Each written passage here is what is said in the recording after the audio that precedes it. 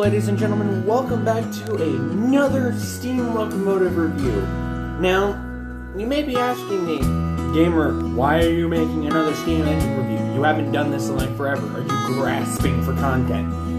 And the answer is no, because I have an announcement to make.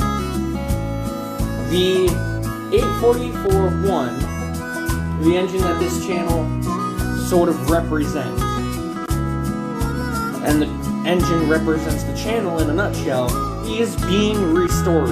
It has taken me forever, but I have found somebody who is willing to restore the Giant. And so we're going to do a review on the other engine that gave 84441 her road number. Alright, so this steam locomotive in front of you is one of the most iconic steam locomotives around. This is Union Pacific 844, and to some people it has a nickname called The Living Legend. Now, only a few people kind of remember that name because she's no longer called that anymore, but she was known as the Living Legend of Union Pacific, and today we're going to go into, as best as I can, an in-depth history about the 844, and then we're going to talk about the model of the 844. Now, I will warn you, this model has been beaten a little bit because of where I have to store the engine. I store it in its box, but sometimes running it can become a nightmare. So, back when steam locomotives were still king on the railroads, Union Pacific needed something that was fast and that could haul a ton of goods. And so, towards the sort of the end of the steam era, the 844 class was built, or the 800 class was built, I should say. The FEF-3 to FEF-1 484 northern type steam locomotives were built. Now, saying FEF and 484 in the same sentence is actually redundant, because 484 and FEF are the same thing. For people who don't know, 484 stands for the wheel arrangement. You have 4 wheels in the front, 8 drive wheels, and 4 wheels in the back. In Europe, it'd be a 2-4-2, because they count axles, not wheels. In the United States, we still run with wheels. As these locomotives were built, there were different classes of them, obviously. There was the FEF-1, the FEF-2, and the FEF-3. 844 is an FEF-3 unit, one of the pinnacle of the Union Pacific steam fleet of the FEF class. Now, these engines were fast. They have 80-inch drive wheels on them. They are beasts when it comes to speed. Nobody knows how fast 844 will go, as far as I've been told in my research. No one knows how fast she can go. No one knows how fast any of the class can go anymore. But she pulled famous trains like the Challenger, and she also pulled other passenger trains along the route. She also pulled some freight trains in her time because she was a multi-purpose locomotive. Now, of course, she was considered the art of steam locomotive, the state-of-the-art of steam power for the Union Pacific. But sadly, steam power really didn't grasp any longer, and so diesel started coming into the picture. So most of the FEF class steam locomotives were kind of shunned to the side. But Union Pacific, wanting to preserve some of their history, salvaged some of the FEF class and donated them to museums. Same thing with the big boy class of steam locomotives. But 844 was an exception. As the diesel era was knocking on the door, they renumbered her to 8444. They gave her an additional 4 on her cab and up here on her road numbers and on her number boards, and she became the only operating steam engine on the Union Pacific fleet. Now, of course, later on, they restored 3985, the Challenger type steam locomotive, but she was considered the only steam engine still on their active roster. And so she continued to operate well beyond the diesel era into 2020. Now, that is a shocking fact because I've seen this engine a total of 2 times in real life. I've seen this engine twice. And in the 2 times of seeing this engine, I've seen her in 2 forms. I've seen her with her Mars light on the front and this light, and I've also seen her in her current state where the Mars light has been removed. Now, me personally, I prefer the one with the Mars light. So, my model has the Mars light still attached to the locomotive. Now let's get into talking about the model of this locomotive. Now, this model was made by Riverossi, which means that it was almost impossible to find. I was so lucky to find this locomotive. For me, the retail value of this locomotive was $250, which is rather expensive, but it's worth every single dollar. Now, originally in the build, 844 was coal-fired. In real life, she was originally coal-fired, which is where you would see a coal load right up here in her tender. But she's now oil-fired, which means she's a lot more efficient and can go longer distances and much more locations than a coal-fired steam engine. Looking at 844 from the side, we can see these massive metal plates right here, these huge metal plates. And these are called smoke deflectors, or the funny name for them is elephant ears. I'm gonna really hope I don't mess up my engine by doing this. But these are detachable. As far as I've checked, they are detachable because at one point she did not have these on her.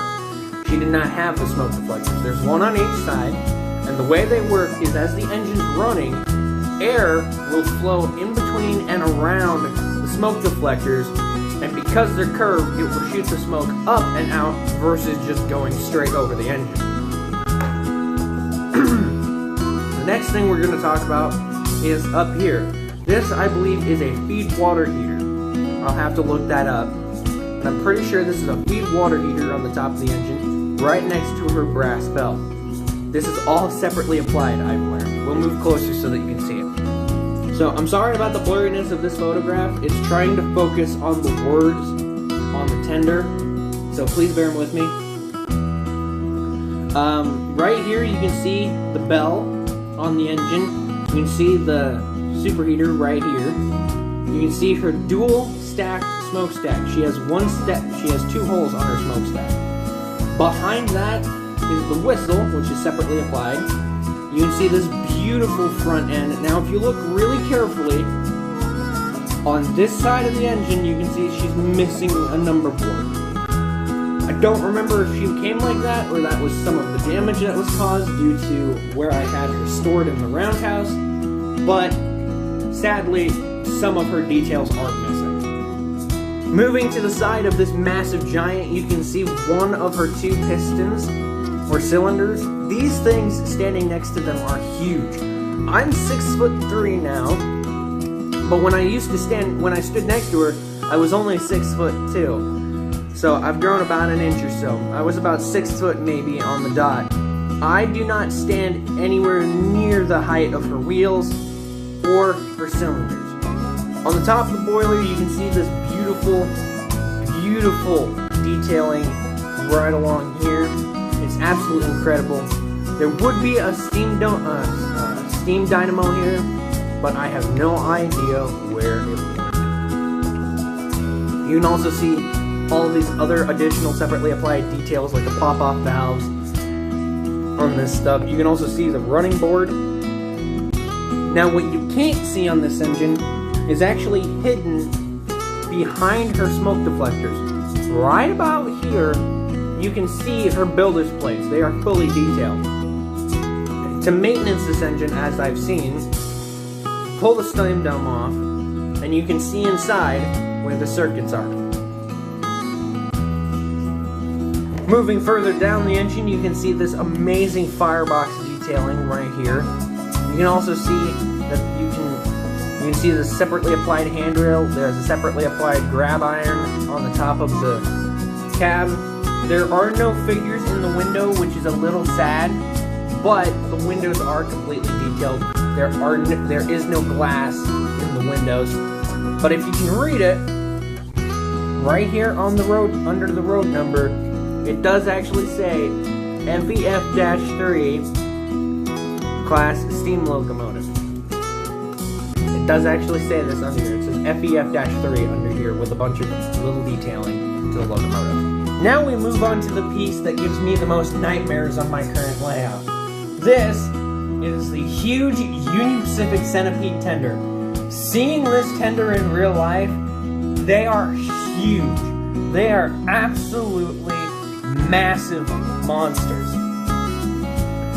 So, a centipede tender is not like your average tender. It's not like the tender on 8441. This tender has one truck at the front, that's for this model, one truck in the front, that is sort of like the pilot, and all these others are rigid frame. They're all directly attached to the tender of the locomotive. Now, there is nothing inside the tender. As far as I checked, there might be some circuits up around here, maybe some circuits in here to help the engine run. But what I really like is you can plainly see it on this camera, all of the separately applied bits and pieces of the bolts that run up and down the engine. That is accurate. All of those bolts are in an accurate position as far as I've checked, which is, again, absolutely phenomenal. You can also see right about here, I believe this is a toolbox for the locomotive. There's also one on the other side of the engine. Because I got a new phone, I can do this. Moving to the other side of the locomotive, you can see the throttle linkage right here, and you can see the other side of this magnificent machine with all of its detailing. On this side, because my camera decided to actually focus for once, you can actually read the little detailing underneath the cabs. Finally, on this side of the locomotive, you can actually see the other toolboxes on the locomotive here, and you can see this beautiful detailing here. Again, all of these trucks are pretty much rigid frame, except the front. So that pretty much wraps up the review on the 844, and pretty much all of the features that the locomotive has. This engine, as far as I know, does not have DCC or digital command control system. So, running this engine, it's pretty much just analog, which means transformer and track. But this is a beautiful machine. The number boards light up over here, the headlight lights up, and even back here on the tender, the tail light lights up. So it is, in fact, a beautiful machine. I will not be able to run it right now because my layout has currently been torn up due to the floor buckling. So, from rain and weather and what have you, the floor buckles. It's not from these very lightweight engines.